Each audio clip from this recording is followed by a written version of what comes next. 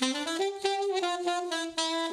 everybody, and welcome to the Wench Bench, where friends sit and talk about fabulous fictional females and how their stories have influenced us throughout our lives. My name is Alison. And my name is Fonda. And today, Fonda is going to be talking about Annabeth Chase from the Percy Jackson series. Yes, I'm very excited, actually. She's like one of the first female characters I thought of when Alison and I were like writing down names of a bunch of characters. I was like, Annabeth Chase. Like, I knew I wanted to talk about her, but I also knew hers could be long depending on how I wanted to do it. So I wanted to kind of wait a bit. Just in case our listeners don't know, Alison, have you read any of the book series before? I've read the first 3. Okay. And I've only watched the 1 movie. We don't talk about the We don't talk about the movies? No, it's not. Nice. It was fun and campy, but like it's nothing compared to the books in my opinion. Yeah. I really enjoyed the first 3. It's really good. If you ever have a chance to finish, I would recommend it if you have the spare time. Yes. For anyone that isn't aware, I'd like to do a quick book series overview to understand where Annabeth Chase takes place in these books. Because it's not like I'm saying like Harry Potter. You cannot read Harry Potter and know about Harry Potter. But I feel like the Percy Jackson series isn't on that level. Yeah. If that makes sense. A lot of people might have heard the books, but they might not fully understand. Kind of get the world we're going to be vibing in today. So I'd love to give you the vibes. Well, I would love to just gush about the book series as a whole and how much I love them throughout high school and into my early years of university. I'm just going to focus on one of the many dope fictional females that this series has. The books have a lot of really good female characters, in my opinion. Maybe one day I'll talk about some of them, but I think Annabeth Chase is the most notable in my personal opinion. Okay. So to get started, the series of books that Annabeth Chase has been in are as follows. The Percy Jackson and the Olympian series, which is like the first 5 books. Then she's in Heroes of Olympus, which is like the next set of 5 books. She stars as like a minor character in the Magnus Chase and the Asgard, because as the Chase name implies, they're related. Yes. So she does pop up there, and she has like a mention / brief appearance in a book called, in 3 books titled The Trials of Apollo series. Neat. So she's in a handful of them.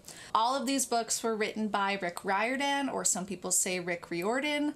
I have said both, and I honestly can't remember which one I actually should say. I could have looked it up, but I'm saying both of them. But I didn't. And as the titles of these book series sort of suggests, the premise is a modern story using Greek mythology as its core. Except for the Magnus Chase one, it says gods of Asgard, so you know that's Norse mythology. Throughout the series, classic myths about Greek mythological figures are introduced through the lens of young teenagers who have to navigate these gods and creatures in the 21st century. Mm-hmm. Which I loved, because Alison's already talked about Medusa for one of these. If you haven't listened to it, you should. But we both love Greek mythology in this bench. It's so good. On this bench. Yeah. It's really fun. And so when I found out there were book series about like young teenage kids being chosen because they have like a godparent, whether it's their mom or their dad, and they could like do cool shit, and it was like modern day Greek mythology, I was on board immediately. Who wouldn't want to be a demigod though? Right? I remember being like, oh my god, what camp Half-Blood house would I be in? Like, to me that was way more exciting than houses for Hogwarts. Yeah. I mean, I'd be in Hephaestus, but... I love that for you. I truly do. I'm not sure about myself. There's a lot of things that I think are questionable that I'm like, could go either way. Something super adorable that I would love to share really quickly is about the origin of the series. Like, how Rick decided to write them. Cool. So they began, he was writing these stories for his son, who had at the time been diagnosed with ADHD and dyslexia. Okay. Which is something that he adds into the book, saying demigod children have these things. And it's because they're like worried about monsters and their brains actually wired to read Latin instead of... And I think that's really cool. Yeah, it is. His son had been studying Greek mythology in 2nd grade, and he requested that his father tell him bedtime stories based on Greek myths. Oh. Isn't that cute? But when he ran out of them, his son suggested that he should make up new stories using existing mythological characters. Ooh. This led to him creating the fictional character of the main series named Percy Jackson, and he created the story of how he travels across the United States to recover Zeus's lightning bolt. His son suggested that he should turn them into a book, and he wrote the book over the next year despite being busy at the time because he was a teacher, and then he actually read the book to his students and got their feedback. Wow. That's awesome. Isn't that really cute? Yeah. I love a good origin story for a series, and this one's just wholesome as fuck. Yes, it's so cute. I also love a travel story. Like, there's nothing I enjoy more than bouncing across the United States or Europe or wherever. It's like, I love getting to see all those sites and everything. The Preacher comics did a really good job because they went all across the states in those too, and you just get all the highlights, but you're also not just like, oh, I'm bored of New York. I know, I do like a travel one too. It's pretty good. So let me quickly, before diving deep into what I actually really like about Annabeth Chase, yes, and how she influenced me in high school, I actually want to provide some general information about her as a character in the series to add context to some of those things. As stated, and it's clear, she is a Greek demigod. She's the daughter of the goddess Athena. Yeah. And her father is Professor Frederick Chase. And she's the cousin of the Norse demigod Magnus Chase. And her uncle, of course, is the Norse god Frey, because that's her cousin's dad. Because obviously the Chase family has to be super cool. I mean, the mortal Chases must just be super hot. They have to be. There's no other or super smart, because I feel like Athena goes for a smart She actually guys. doesn't give birth normally in the books. I was gonna say, yeah. Yeah, she finds people that she has a intellectual connection with. So Annabeth wasn't born traditionally. She literally popped out of her head. And Athena handed her to her dad, and her dad was like, this was supposed to be an intellectual exchange. I made this for you. What the fuck is this? It's quite interesting. It's a baby. So that's, sometimes people draw her with a belly button, but I'm like, shouldn't she technically just no belly button? Anyways, she is one of the main characters in the Percy Jackson series, as well as in the Heroes of Olympus series. She is one of the 7 demigods of the Prophecy of Seven, which is important for most of the books. When the series first starts out, Annabeth is only 12. Yeah, I was gonna say they're pretty young, right? Yeah, they're pretty young. And we see her grow up throughout the series. That being said, you find out that she actually ran away from home at 7 years old. Oh, dang. Which is young. Yeah.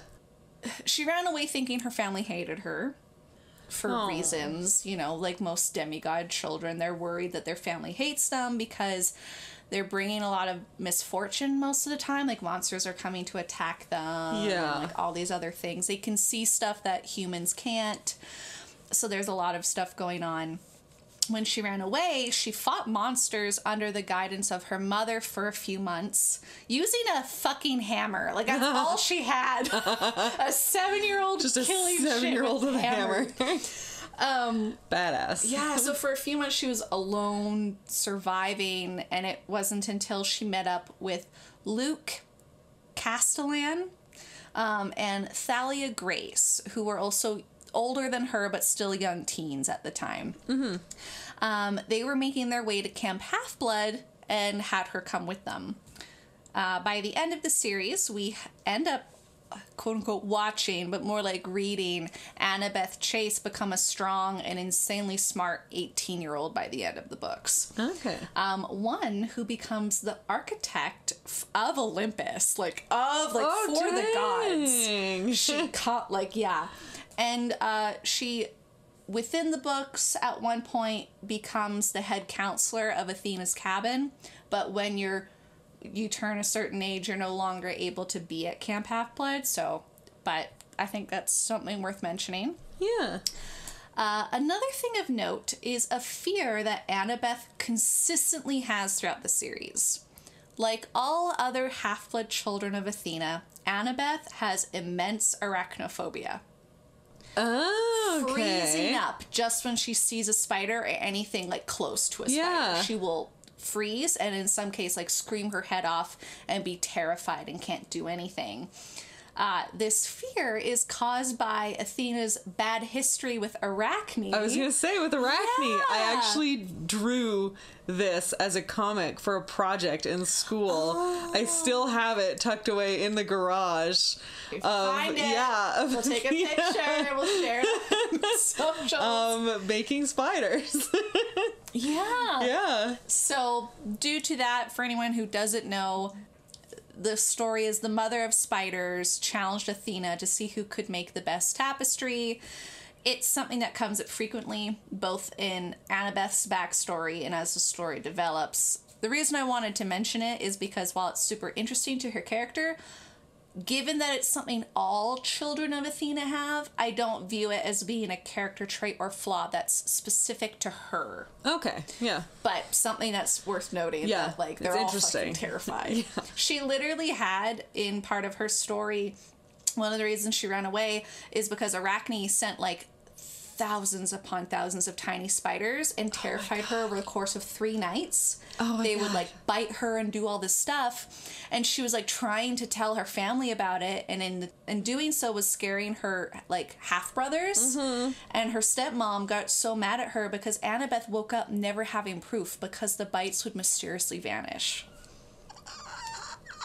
Isn't that terrible? That's horrid. That's so gross. Oh, it's not fun. I don't like it. I don't either. I don't think the Athena children have the greatest... spiders are everywhere. Yeah. Yeah. And knowing that there's an actual person out there that can control them, it's not like you just have a normal phobia of arachnophobia. You know what I mean? Yeah. It's not like they're they have their own thing. No, there's literally a spider goddess that's fuck you and fuck your mom. Right? It's so bad. That's horrible. It's not great. So, with that all said and done, I want to tell you why I like her. Yes. She's really cool. Yay.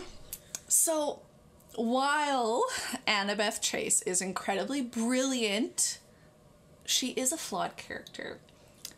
And we love a flawed character in this house. With her flaws, though... The House of the Wench. The House of the Wench. With only one bench. Yeah. It's a long bench, though. It's a long-ass bench. So with her flaws, though, throughout the series, she continues to tackle those flaws as the books go on, which is something that I really like, where it's not just a couple times the flaws come up, and then they suddenly beat the flaw, and then it's not there. Not a big fan of that. Yeah.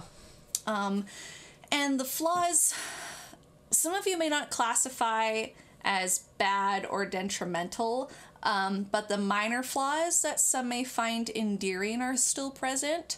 So, a lot of the characters in the series will have one or multiple types of flaws, and sometimes they change and develop, which is something I really like. And sometimes they can be really good. Loyalty can be a flaw. Yes. And I like how that's presented in the books. And so some of those other things come up, and I appreciate that, and Annabeth is no exception to this rule. Ooh. To go with the flaws, I want to kind of talk about how she's first described in the book series.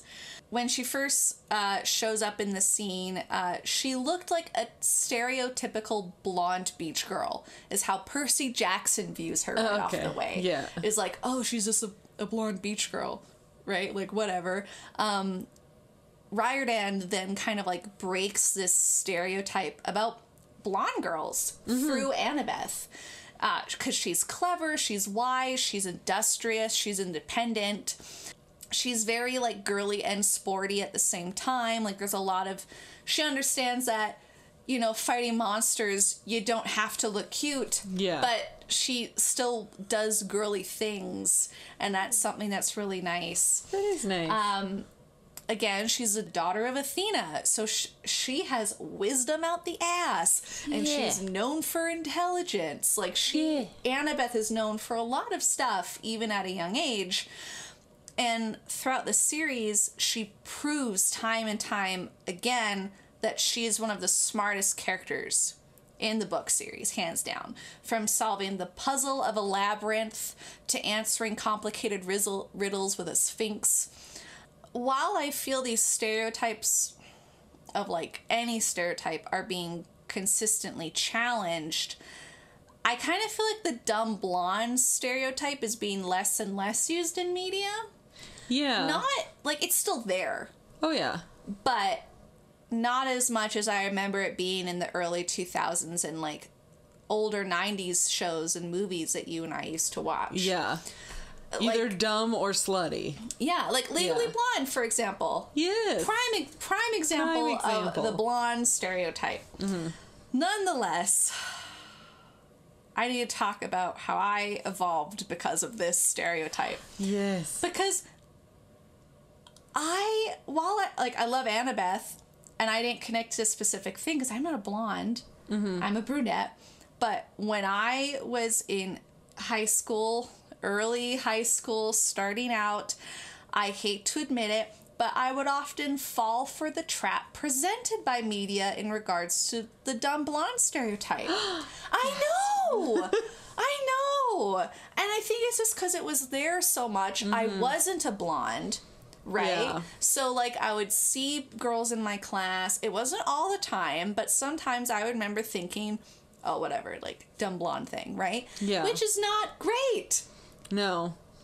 So it's terrifying how deep those things get when you're younger and how much that can affect you. Mm-hmm. Because it affected me on the opposite side. I'm sorry. I was blonde. I know many friends who are blonde. That's why, right off the bat, Annabeth was a fictional character that, like, helped shatter that stereotype for me. Nice. Because I loved her so much in the books. She helped me realize that the idea of only certain individuals who fit a baseline appearance or whatever could be a smart person. Mm-hmm. And that if you looked anything other than that, or worse, if you were blonde, you couldn't be these sort of things in a person. You couldn't have these traits. Yeah. And I'm so thankful for this book series. Yeah. Because it really helped me realize more so that stereotypes were a thing. Like, I didn't really understand they were a thing. Yeah. You know what I mean? Like, it wasn't until later in high school I was like, shit, that's what this thing is called? It's called a stereotype? Like, it was just something I thought was a weird rule of fact, if that makes sense. Yeah. Like, if people in media are using it all the time, and if people in real life are saying it all the time, it has to be kind of true. Yeah. Right? Like, I didn't understand that. Yeah. And no one was telling me I was wrong. It wasn't until a fictional character proved to me I had a really bad bias. Yeah. And I'm sorry. How dare. How dare I. How dare you. How dare I have a flaw as a young person and grow from it. How dare you not understand that stereotypes are based off of hurtful assumptions. I'm growing now. Always be growing, Fonda. Always be growing. Always be growing. Getting that out of the way, to backtrack earlier when I said Annabeth has flaws. Within the series, there is this very real concept and issue of a fatal flaw. Okay. It's something that all demigods have, and the characters in the series. are no exception. Like, it's not just like only a few people have a fatal flaw. It's like, no, every demigod that's ever existed has a fatal flaw. The Achilles heel, as it were. Yes! So, while each and every character has other flaws and characteristics, they have one that is considered fatal to them and those around them. Okay. Because it can literally get them killed. Yeah. Achilles heel. Yeah. Literally could kill you. In the Percy Jackson series, Annabeth has this scene with Percy about fatal flaws, like trying to tell him about them. Mm-hmm. In the conversation, Percy talks about not knowing what his is. Which, like, I get. You're not gonna know it right away. He's 12. He just got to the camp. Annabeth has been here since she was 7. Like, she has more awareness of that. Yeah. But unlike Percy, Annabeth admits to feeling self-conscious that her fatal flaw is pride. Or hubris, as you will. She can be proud and stubborn, especially when she thinks she's right, which is terrible for a child of Athena, because they always think they're right. Yes. And it's actually a flaw that comes up a lot throughout this series as a whole. And it's something that you see her fight against in really difficult situations. So, some evidence of how her hubris can be a hindrance is seen during her confrontation when they go and see the Sphinx. Annabeth was forced to answer several random questions from her. Despite answering all of them correctly, she notices that none of these questions are riddles, just random trivia. And Annabeth demands a true challenge of her intelligence, though she knows that refusing to answer the riddles can result in her and her companions losing their lives. Yep. Her actions effectively caused the Sphinx to suddenly just attack them because Annabeth knew she wasn't actually answering riddles, so they couldn't actually defeat the Sphinx traditionally. Yeah. Because the Sphinx was like, I know you're smart, so let me just give you things about trivia. Yeah, let me just fuck with you for a while. Yeah, like it was a bit in the book until they were like, why are we like, she solved a lot of questions, like why are we still here? So, another one is in a book called The Mark of Athena. Annabeth's arrogance leads to her to mock Arachne, who, again, not great because she meets her worst fear. Yep. Bad plan. Yep. After the Weaver had already been captured, she decides to mock the Spider Queen. No! Because of her pride. No! I know! You never mock people who are villains in cages. You don't! It always ends up bad. It does end out bad because her insult toward Arachne leads Arachne to thrash about in her prison, causing the floor beneath them to crack and break, weakening the already fragile structure that they were doing this battle on, and ultimately causes both Annabeth and Percy to fall into Tartarus. Into Tartarus? Fuck off! No, I'm not joking. They're in this like fighting scene they know the pit is right above Tartarus. And, like, it ends on a cliffhanger. Like, literally, like, Percy's trying to hold on to Annabeth, but things are crumbling, and she tells him to let go, and he just falls with her. And that's it. That's the end of that book. Oh my god. But they're literally falling. For those who don't know, I believe Tartarus is like the prison of the underworld. Of the like, it's bad. It is the prison within the underworld in Greek myth. Yeah, and it's like for like holds the like original Chronos. Titans. Yeah, it's bad. It's bad. They're falling there. It is bad. It's sad. I remember having to wait so long for the next book, and I was just like, like a nervous wreck the whole time. I love a literal cliffhanger. Yeah. I love when they actually do one in a book. It's like, it's a cliffhanger because it is on a cliff. They've just ended it there. Because they're actually hanging from something. Yeah. Anyways, so that's her hubris coming at her full force in 2 examples. I would say those are kind of 2 of the more major ones. But there's a lot of smaller ones that come up. Regardless, though, of this apparent fatal flaw, Annabeth throughout the series still sees herself as a hero. And while she has moments of self-doubt, be it rare, she does have other people tell her she is a hero. She knows she's a hero in her own right, but I think like anybody does, when someone else tells you, it can be really satisfying. And like it makes your heart get the flutters, because you're like, other people see it in me too. And I really like how even when she has doubt in herself, or even when she knows that part of her pride is being stubborn, that doesn't affect her to be a good hero. Yeah. Which I like, because sometimes you'll have those people be like, oh no, I'm too bad of a person, I'm terrible, I have this terrible flaw, I can't be good. And it's like, shut up. Shut up. You're can. Fine. You just have to try a bit. Yeah. Like, really, it's not that bad. What would you say your fatal flaw could be? Just randomly asking you this question. If you could think of something. Let me think.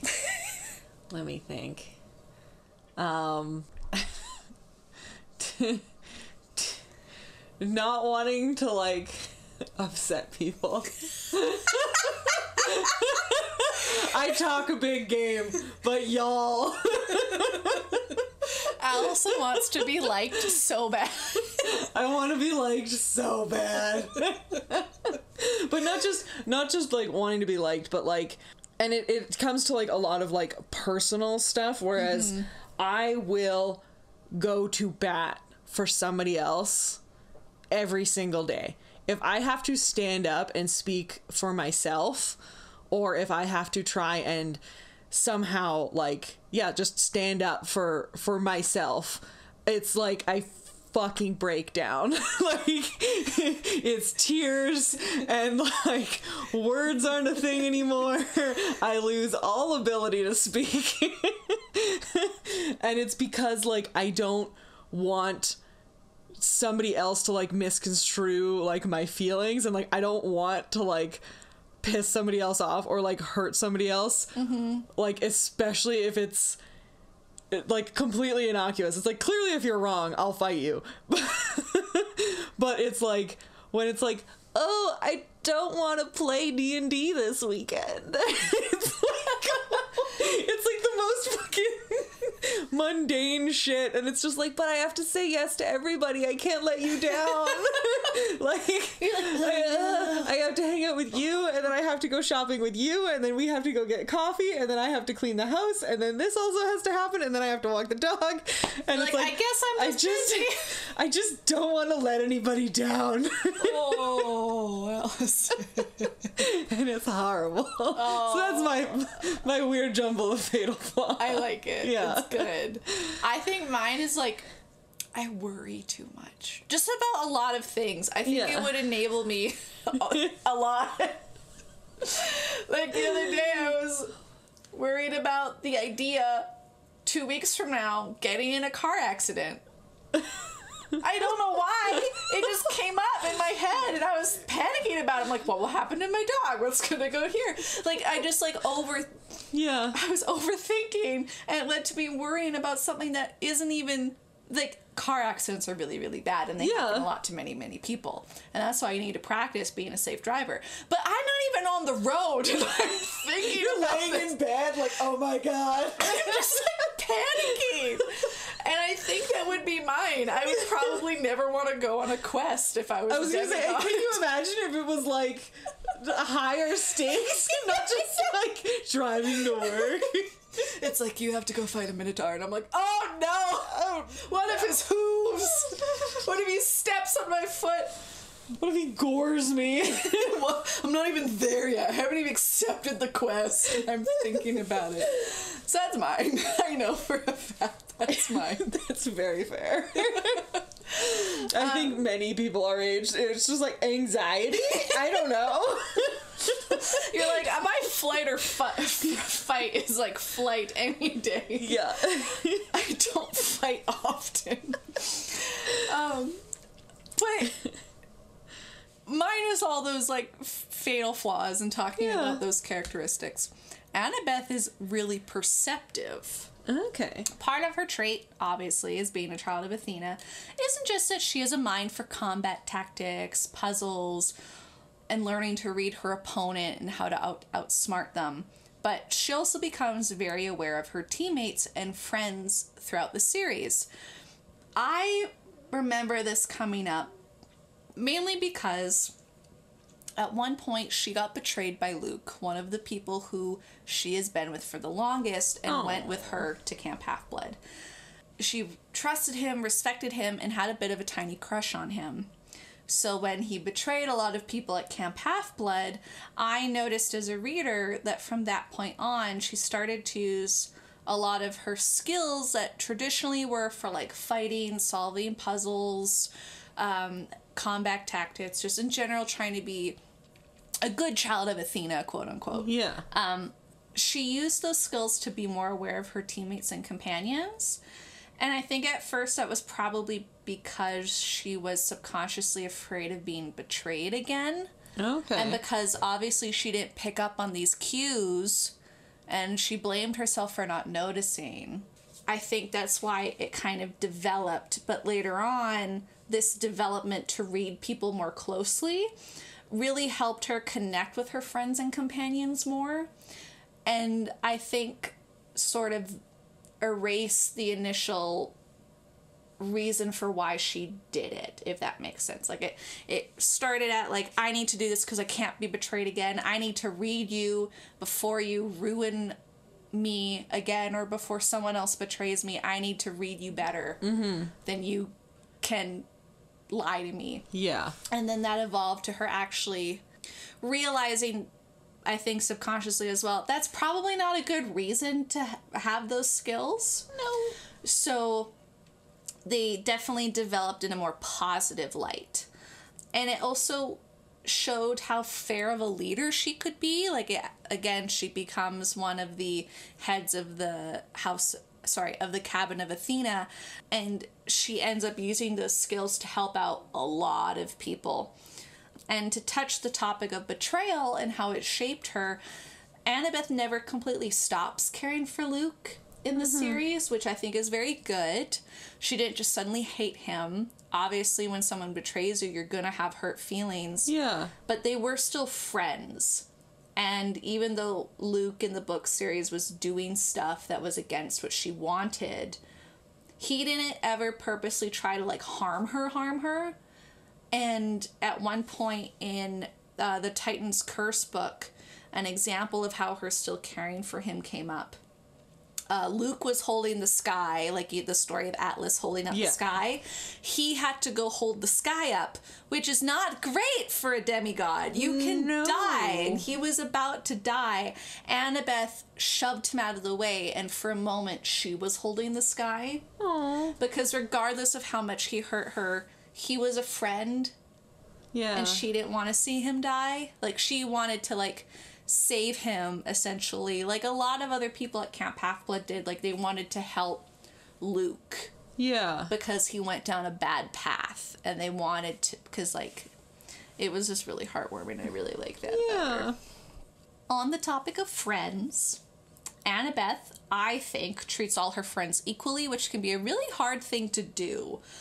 But I think she does it really, really well. Okay. She probably still has favorites, but sometimes it's hard to tell who her best friend is in the book, because she's really good at just being a good friend to everybody. Yeah. Which I think is a good quality in her. For example, even though Percy is her best friend, and she calls him her best friend at one point in the book, she holds him accountable for all of his mistakes. All of his mistakes. She'll, like, point them out. And not in, like, a bitchy way. Like, she's not trying to do it to tear him a new one. Yeah. She's just like, hey, this thing, you need to deal with it. Yeah. And I think that's a really good quality in her. And this continues even when Percy and Annabeth become boyfriend and girlfriend. Yeah. It doesn't change her telling Percy that he needs to be the best version of himself. Yeah. And while she can point out and keep her friends accountable for their mistakes, she listens and watches to them a lot. she knows when to comfort them and she knows when they don't need comfort, which is something I really, really like. Because sometimes from certain characters' perspectives, there'll be a scene where one character is having like a fucking shitty moment. A metaphorical bomb just dropped and like wrecked a lot of stuff, and they look hurt, and a lot of characters are like thinking, oh my god, do I go do this? Do I go do that? Annabeth is usually the first one to jump in, whether that's to comfort them or to be like, hey guys, we need to do this, and then we'll tell the other person they have to do something else. Like, I think she knows how to read a room really well. Yeah. Which I think is what makes her a really good leader. Mm-hmm. She also develops like really deep loyalty for her friends. Even when they doubt themselves, she shows the utmost faith in them, even when they might not. So sometimes, even if they don't look like they can pull through, Annabeth will like 100% have faith in them and not doubt them, that she'll continue doing things and hoping that they'll like be like, no, I can't do this. Yeah. Because that they'll find their own strength. Yeah. And I think that's what she wants people to have, is like, I believe in you, but my belief in you doesn't have to affect your strength, but you should know that I see it. Yeah. And I think that's really nice. It is really nice. She's just a really cool person. Just like, as another side note, I just think she's really nice. I do think she's really cool. I just really like her. So, while we all love reading, watching, seeing, and listening about strong, independent female characters, we talk about strong, independent female characters a lot. But it's in its own way has become a trope, in some, like a good trope, but has become a trope. And one thing I appreciate about Annabeth as a character is that while she is independent throughout the series, even when her and Percy become an item, she doesn't rely on him more than she used to. She asks for help when she needs it. Like, she knows when to ask for help. She never goes on missions alone. She comes to rely on her friends throughout the whole series. And Annabeth can defend herself really well. Mm-hmm. She fought off monsters at the age of 7 with a hammer. Yeah. Like, I don't doubt this girl's ability. But she's also smart enough to know her weaknesses. Again, she knows what her fatal flaw is. Yeah. And all her other weaknesses. She knows when, like, she's smart enough to know when to ask for help. Yeah. Which is very difficult. Yeah. I have that issue. A hard same. Yeah. You're just like, no, I can do it. And then you're doing something, you're like, fuck. I don't want to tell them I can't. Yeah, it's like, no, I'll just keep going. I'll just keep killing myself. I'll just keep doing this thing that's causing me pain. Hurting myself mentally and physically. Because I don't want to be a burden. I don't want to do these things. And, I don't know. I just feel like that's an important thing to note, because sometimes, as much as I like Katniss Everdeen, Katniss doesn't often know when to ask for help in the Hunger Games series. Yeah. Like, sometimes she does. It'll come up, but it won't come up in a, like, I need your help, blah, blah, blah. Yeah. It might be like, I need this. Yeah. You need to do this, sort of. I mean, hot take, Katniss isn't exactly the deepest, strongest female character we get in a teen novel. No. Like, she is very, I imagine, intentionally, like, hollow in a way, because the reader is supposed to be able to put themselves in her position. Mm-hmm. That's what it seems those books were written like. So there's not a lot of, like, substance to Katniss. I'm not saying that I don't enjoy her as a character. I do. I love the Hunger Games books. I think that they're allowed for reading of, like, school projects and stuff now, which I think is really cool, because it does it. The story itself teaches a lot of, like, active thinking about larger ideas than just romance. But yeah, like, Katniss as a character is, like, without the story around her, she's not a very, like, large or deep character. But it sounds like Annabeth actually is, like, there's a lot of depth to her, which is kind of a unique characteristic of the strong female protagonist stereotype. Yeah. There is so much about her, and like, probably could talk a lot more about her. Truly, I could. There's a lot of books, and because of that, there's vast amount of characters, and she's a multitude of relationships, and they're so different, and I would maybe one day love to talk more about it, but it's just it's really deep. Yeah. And she has so many, but I really valued, like, some people I think could go the other way and say that there's certain things in Annabeth Chase they don't like, which is fine. Yeah. Everyone's allowed their own opinion. But Annabeth Chase, for me, did so much, not only breaking me from thinking the dumb blonde trope was a thing. Yeah. Because I was fucking 14. Like, Yeah. I wasn't as woke as the kids are these days. And she really helped me understand so much about what it's like to be a teenager growing up in a world where you're having to figure out shit all the time. Yeah. You don't often have a parental figure there for you. Sometimes you don't want to ask the parental figures for things because you have to try to do things on your own. Mm-hmm. She knew her flaws, could admit them. Yeah. She knew when to ask for help. She was so incredibly smart and kind. Like, at first, her and Percy Jackson really butt heads because she's like, oh, you're a child of Poseidon. My mom hates Poseidon. Therefore, I also shouldn't For like reasons you can also touch on in my Medusa episode. Yeah, reasons. I'm sure those aren't the reasons in the children's books, but they gotta carry it through somehow, right? There's subtlety. And she ends up realizing that she doesn't have to follow, like, just because her mom doesn't like Percy's dad doesn't mean Percy is his dad, just like how she's not Athena. Yeah. And she doesn't want to be, like, she wanted to prove her mom and her dad that she can do so much. Yeah. Like, every child, even if you have a shitty, innate child life with your parents, there's someone in your life you want to make proud. Yeah. And for Annabeth, it was her godly mom and her dad. Her literal god mom. Her literal god mom. And she wanted to prove that she could do a lot of things. Like, she always knew she wanted to be an architect. Her goal was to be the architect for Olympus. And she fucking got it. Nice. She achieved it. She did so much. And she's funny. She's so funny because she's witty. She's really good at being funny. And, like, sometimes she doesn't show her emotions super well, but I think that's because she wants to be a solid leader for people. So when she sees everyone else is having a fucking hard time, she's like, I need to show you that we can get through it. Even if I'm also fucking worried about what's happening, we need to get through this because we're heroes at the end of the day.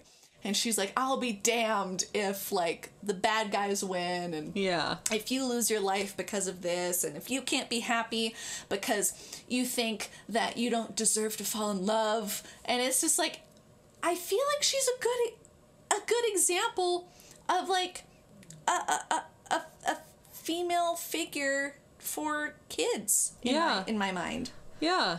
And, like, I don't know, I like her a lot. Yeah. I know sometimes there's my next episode with Fonda is going to be about Wicked. And sometimes there is a piece of media, a piece of a character or a thing that you watch or read that just resonates, like, so deep with you. It, like, it came into your life at the time when you needed it.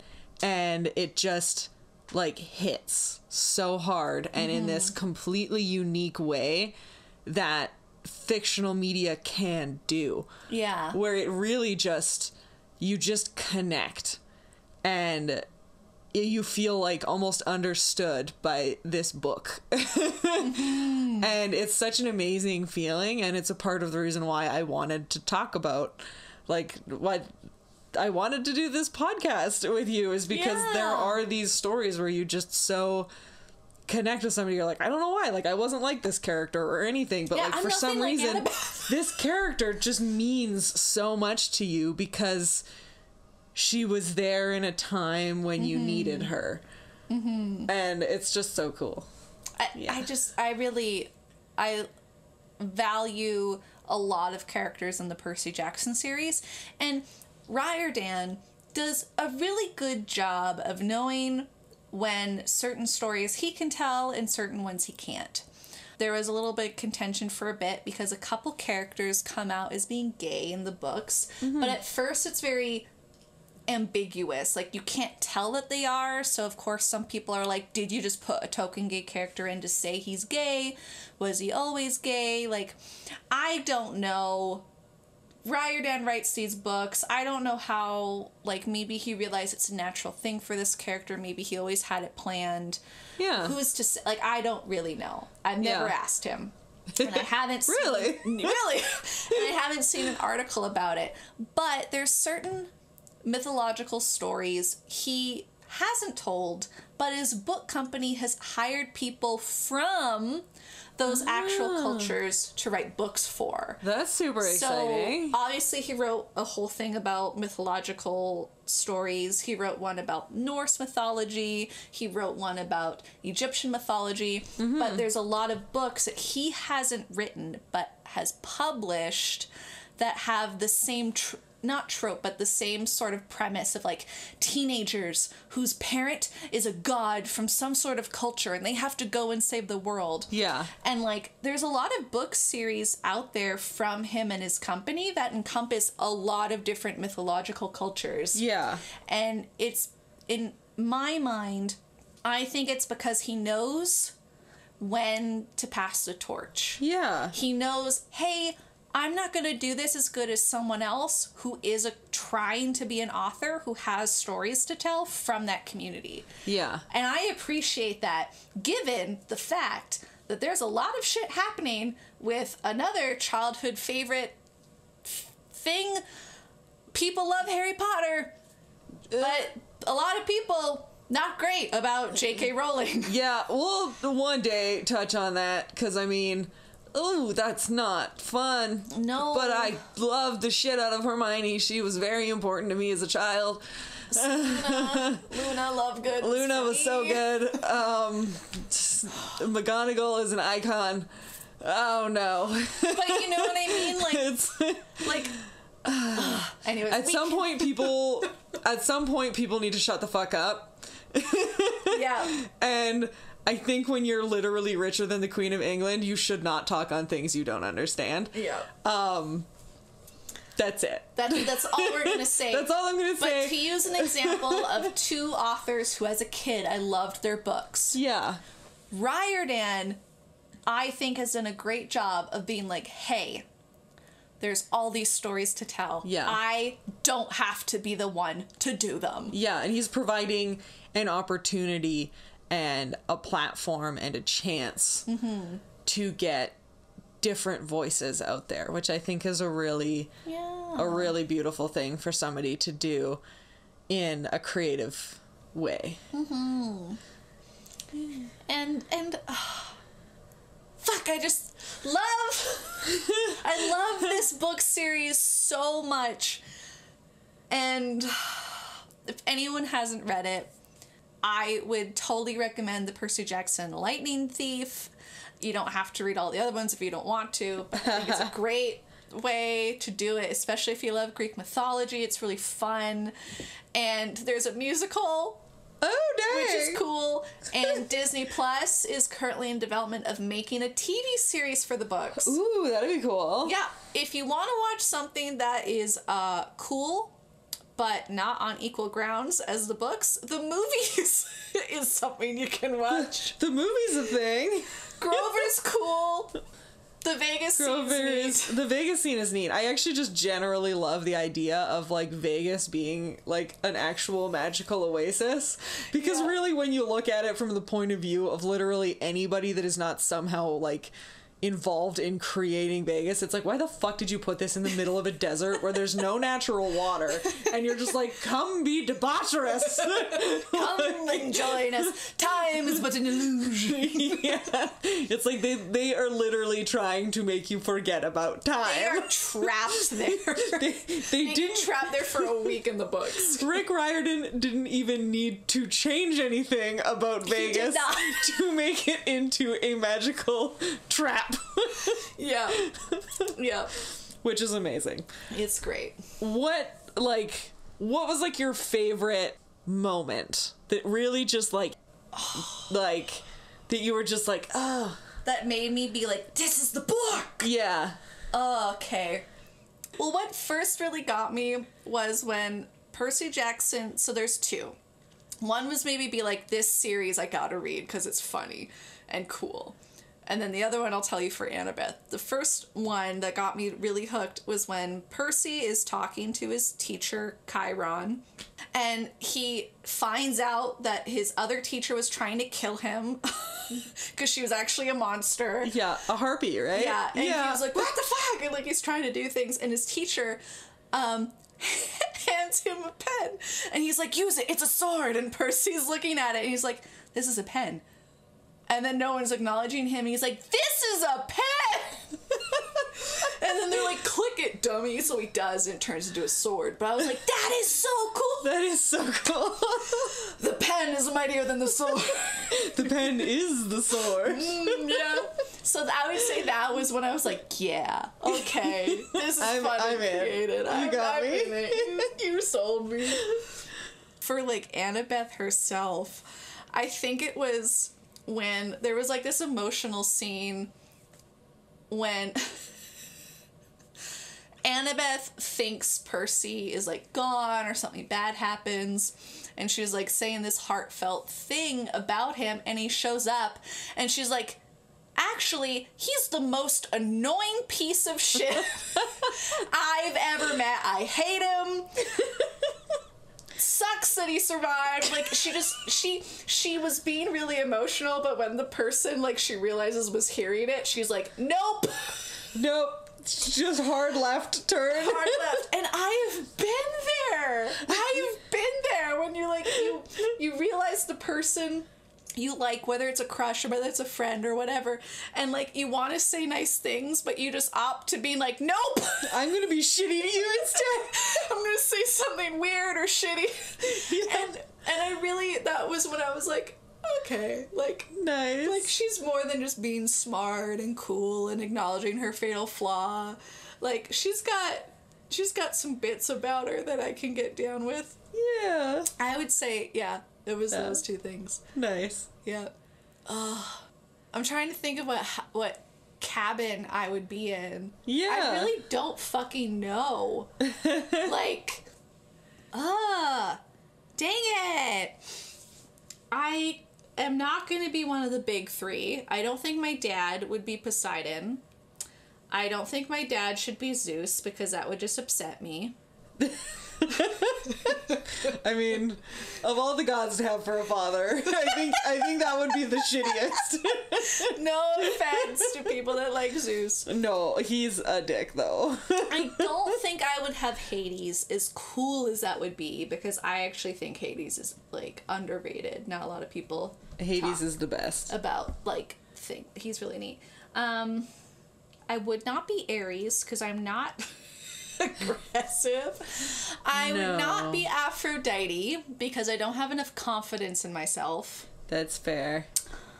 Oh my god, I don't think, would I be Hermes? I was gonna say maybe Hermes, yeah. Would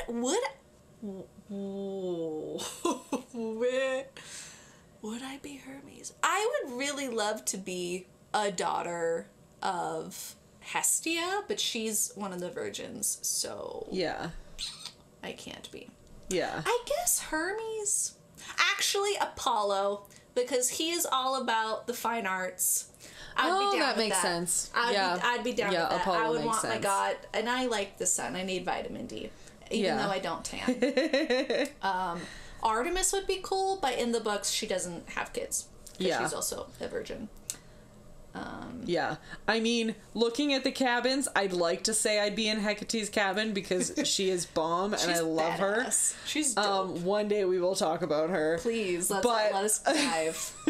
It will take forever. My research on Medusa was extensive and Hecate is even like more so. But I know I'm not. I'm Hephaestus. I build things. And you like to do that kind. You like doing things with your hands. Yeah. Yeah. I mean, I also like there's so many like jacked people and like I remember like I think it was in the movies, but like that's where like that cabin you got like the most like physical diversity in like the movies and in Ares too, yeah. They were always very diverse. But they were always like different body types and I am thick and I am built to do manual labor. I am Eastern European bloodline. I milk cows. That's where my bloodline comes from. I love it. I belong on a farm. So whenever I see things where like I see a bit of myself physically in it because there's very little of that on like physical media or on visual media. It's something that like I connect to right away. So I remember when I saw that, it's just like Hephaestus. You're like, you know what's up, buddy? Yeah, I don't know why I forgot Apollo right away. But yeah, I think I'd be Apollo. Yeah. And then if not, Hermes, because he gets around. And have you seen the statue of Hermes in Greece? Like, I physically saw it, but have you seen the picture? I have seen the pictures. He's got a body. Like, that ass is nice. He does. I mean, he's running around all the time delivering mail. That's true. And taking souls to the damned. The dead. Anyways. Yeah, about the Hades thing, it made me laugh because there's like a trend on TikTok. I'm getting into TikTok. It's a weird place, but where it's like my toxic taste in men started when I chose Edward over Jacob or whatever, like, and it's basically just a bunch of people saying like the counterpoints, and somebody was like it started when I chose Hades over Hercules. I'm just like, oh no. Okay, in the Disney, Hades isn't as great as I think he is in the actual like stories, but he's incredible. I recently rewatched the animated Hercules movies and it's amazing. I fucking love that movie. It's funny. His voice is Megara is a babe. She is. She's a big babe. Yeah. Oh my god. I just like there's a lot. Don't get two millennials together and talk about Greek gods. It's just something it spirals. I think you would really like, just to plug something else, we're not at all sponsored for this, on Webtoons, it's called Lore of Olympus. Yeah, I plugged it on our podcast. I forgot. It was literally a thing I was excited about. Shit. I forgot. It's good though. It's so good. It's good. But I love something about Hades, man. I don't know, maybe it's because I'm like, I'm gonna die one day, and if I can give all my love to the god of death in hopes that I'm not gonna be damned for the rest of my life, maybe. But also, he got a shitty end of the stick because Zeus fucked him over. He did. It's not fair. So sad. It's not fair. And fuck that, man. Fucking Zeus. Fuck Zeus. I hate, just on a tangent, like, I genuinely, no matter how much media tries to make me like Zeus, I can't like him. There was a recent thing on Netflix called, like, The Blood of Zeus or something. Yeah. It's an animated series by the same people that made an animated, Castlevania. Oh, okay. Castlevania? There we go. And it's like, Zeus, he does all these things, he cares for his children, and he's such a godly guy, but he goes and fucks around, and his poor wife is gonna be the bad bitch and be the villain because she's upset that her husband's doing all these fucking things. So of course she's gonna, Any media that tries to make Hera out to be the bad guy in that relationship deserves to not exist. I don't like... Like, just another thing about Hera and Zeus is I dislike Zeus very much, but I don't like when Hera hates Zeus's kids, because I'm like, that is not their fault. Yeah. At all. Yeah. That's the one thing I don't like. But also, You're like, I get it. Anyways, I don't like Zeus. I'm sorry. How shitty he is. I'm sorry, The closest Zeus. they got was the animated Hercules movie. Yeah, that Zeus was, I remember as a kid enjoying him. Buff. Buff, and he was kind of funny. Kind of funny. His laughter got me quite a when bit. he made Pegasus out of clouds. Oh, that was cute. So cute. Disney's Hercules Zeus is the tiny marble. The one exception to the rule. The one exception to my dislikes for Zeus. So, Alison, away from that rant, which you can remove. That's gonna stay in there. Fuck it, I don't care.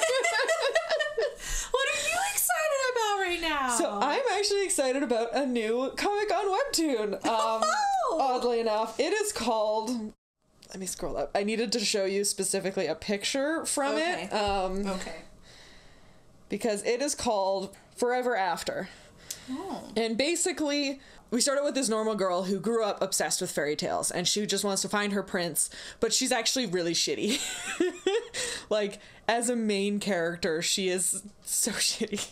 But it's like, clearly the intention is that she is going to grow and become better. So she is plucked from reality by the fates and plopped into a fairy tale book where she must be the Prince Charming in all of these fairy tales, and she must go through all of them successfully in order to free the other people who are trapped within this fairy tale realm.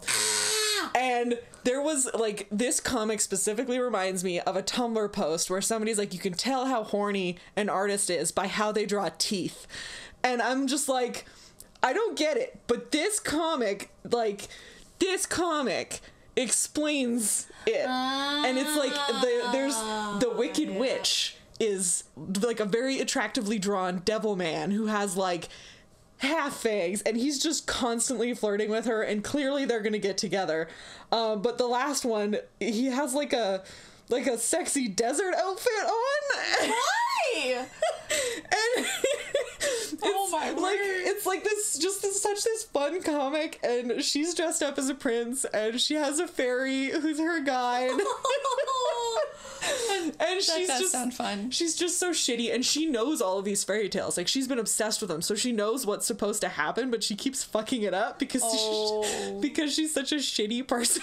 Oh no.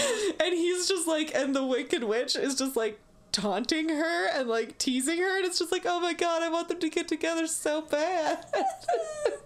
And it's just like a couple. It's just started. So I think there's only like 10 of them out right now, but it's super fun, and I am thoroughly enjoying it. But yeah, it reminded me of that Tumblr post, and it's just like, that's a weird valid point from Tumblr. The hellscape that is Tumblr. But yeah, that's what I'm excited about. Weird comics on Webtoons. Love that. Love it. You can find us wherever podcasts can be found. Please make sure to rate, review, and subscribe if you haven't already. You can follow us on Tumblr, Twitter, and Instagram at wenchbenchpod. And if you want to reach out, you can send us an email at wenchbenchpod@gmail.com. All of the art for the Wench Bench was designed by the wonderful Tessa Joyce Riecken. You can find her on Twitter and Instagram at Werevile. Thanks for listening, and talk to you soon. Bye. Bye. This is the girl for me. These are the books for me. These are the books for me.